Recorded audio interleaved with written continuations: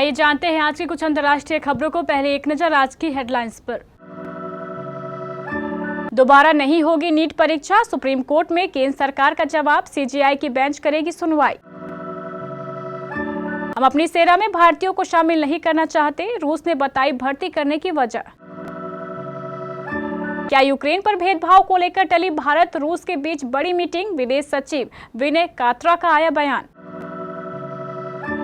PM Modi Australia में बोले, हमने दुनिया को युद्ध नहीं बुद्ध दिया है। रेलवे स्टेशन पहुंची नदी, देखते ही देखते डूब गया, भारतीय रेल हैरान। बाइडेन पर राष्ट्रपति चुनाव की दौड़ से बाहर होने का बढ़ा दबाव। इजराइल ने सभी फिलिस्तीनियों को गाजा शहर छोड़ने का दिया आदेश, आसमान से पर्चे गिराए। रूस ने लॉन्च किया नया डिवाइस टैग एयर, एप्पल के मुकाबले आधे से भी कम कीमत पर। सोनाक्षी सिन्हा जहीर इकबाल की शादी में जब भर आई दूसरी मां की आंखें। और यूरो कप 2024 के दूसरे सेमीफाइनल में इंग्लैंड ने नीदरलैंड्स को हराया, फाइनल में स्पेन से होगा मुकाबला।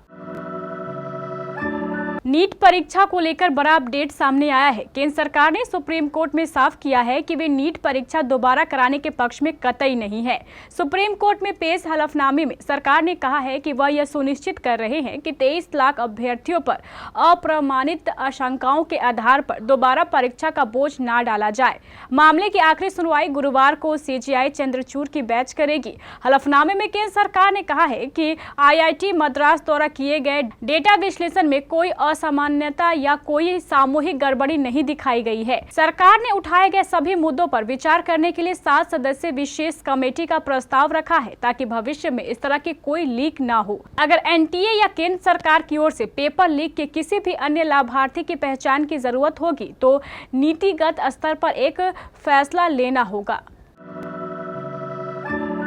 प्रधानमंत्री नरेंद्र मोदी ने रूस दौरे के दौरान रूसी राष्ट्रपति व्लादिमीर पुतिन से कई मुद्दों पर वार्ता की। पीएम ने पुतिन से द्विपक्षीय बैठक भी की, जहां आर्थिक मोर्चे से लेकर रूस यूक्रेन मुद्दा पर भी बात हुई। इस दौरान पीएम ने युद्ध के दौरान रूसी सेना में भारतीयों को शामिल करने का भी मुद्दा उठाया, जिस पर रूसी राजदूत रोमन बाबुश्किन का अब बयान सामने आया है। रूस ने अपनी सेना में किसी अभियान के तहत भारतीयों को भर्ती की बात से साफ तौर पर इनकार किया है। भारत में रूस के प्रभारी राजदूत रोमन ने कहा है कि रूस ने अपनी सेना में भारतीयों को किसी अभियान के तहत शामिल नहीं किया और न वो ऐसा चाहता है। भारत ने यूक्रेन के मुद्दे पर रूस के साथ मतभेदों के दावों को तथ्यागत रूप से गलत बताते हुए खारिज कर दिया है। दावा किया जा रहा था कि मतभेदों की वजह से रूस दौरे के दौरान प्रधानमंत्री मोदी और राष्ट्रपति पुतिन के बीच होने वाली प्रतिनिधि मंडल स्तर की एक बड़ी बैठक रद्द की गई थी। विदेश सचिव विनय क्वात्रा ने मीडिया से बातचीत में मॉस्को में कुछ टकराव के बारे में एक सवाल के जवाब में कहा, जहां तक मेरी जानकारी में है, प्रधानमंत्री की मॉस्को यात्रा के दौरान किसी विशेष कार्यक्रम को रद्द नहीं किया गया है।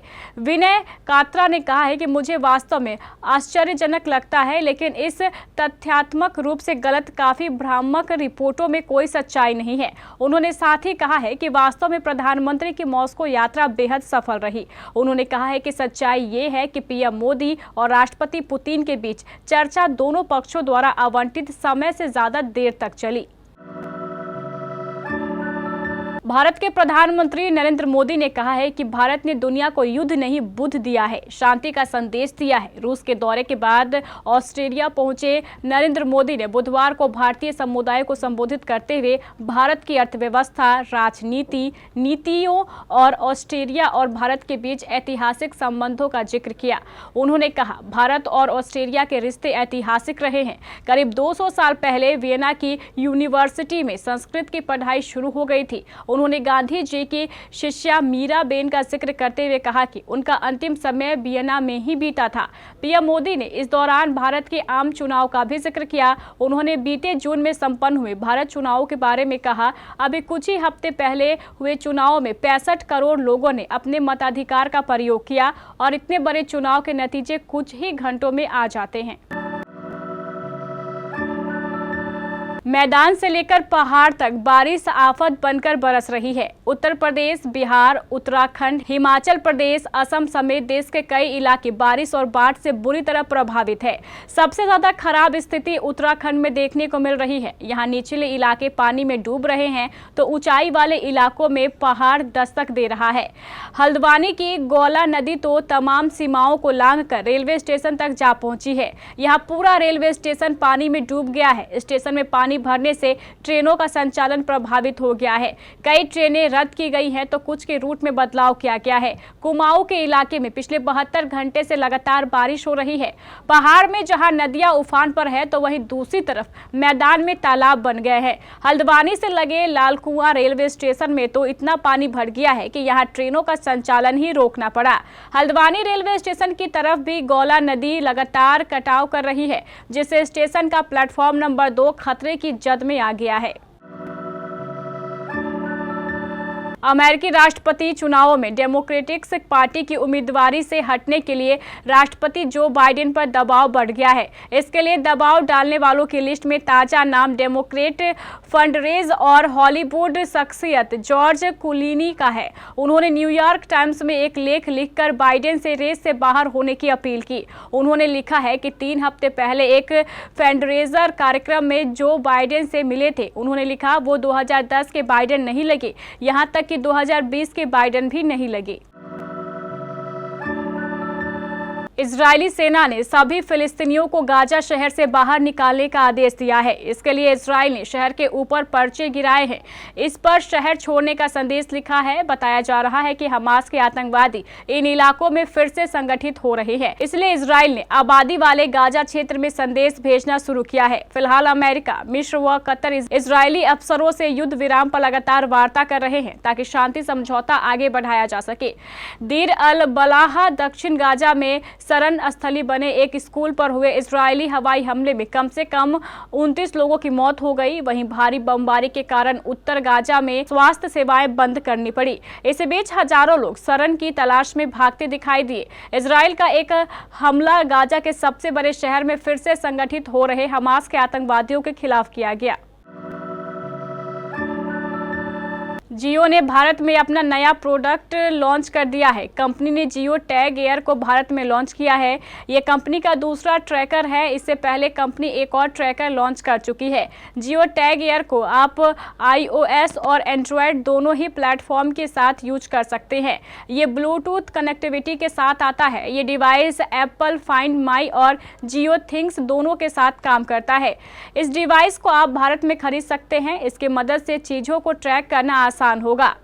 जियो टैग एयर की कीमत और दूसरे फीचर्स की बात करें तो जियो टैग एयर को आप जियो मार्ट से खरीद सकते हैं। कंपनी ने इसे 1499 रुपये में लॉन्च किया है। इसे आप रेड, ब्लू और ग्रे कलर में खरीद सकते हैं। ये एप्पल के एयर टैब के मुकाबले सस्ता ऑप्शन है। एप्पल एयर टैब के लिए यूजर्स को 3490 रुपये खर्च करना पड़ता है।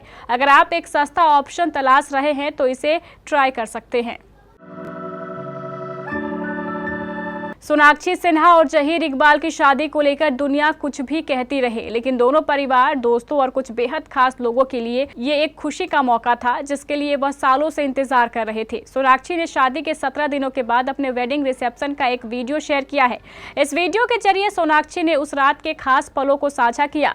तेरी चुनरिया, छैया छैया से लेकर यो यो हनी सिंह के गाने तक इस वीडियो में सब कुछ नजर आ रहा है। लेकिन एक खास चीज जो लोगों का ध्यान खींच रही है वह है सोनाक्षी की जहीर के साथ देख रेखा की आंखों का नम होना।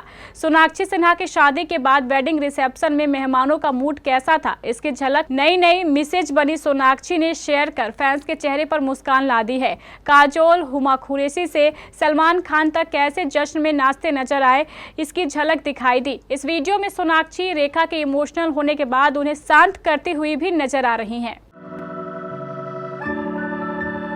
यूरो कप 2024 के दूसरे सेमीफाइनल में नीदरलैंड्स को हराकर इंग्लैंड फाइनल में पहुंच गया है। बुधवार को जर्मनी के डोर्टमंड में खेले गए दूसरे फाइनल मैच में इंग्लैंड ने नीदरलैंड पर 2-1 से जीत दर्ज की। पहले हाफ में इंग्लैंड के कैप्टन हैरी केन ने अपने पेनल्टी का इस्तेमाल करते हुए नीदरलैंड से 1-1 के साथ बराबरी कर ली। इससे पहले जीवा साइमंस ने गोल करके डच टीम को बढ़त दिलाई थी। इंग्लैंड में सब्स्टिट्यूट के तौर पर शामिल खिलाड़ी ओली वाटकिंस ने टीम की ओर से अंतिम मिनटों में गोल कर अपनी टीम की जीत पक्की कर दी। इससे पहले मंगलवार को खेले गए पहले सेमीफाइनल मैच में स्पेन ने फ्रांस को हराकर फाइनल में प्रवेश कर लिया था।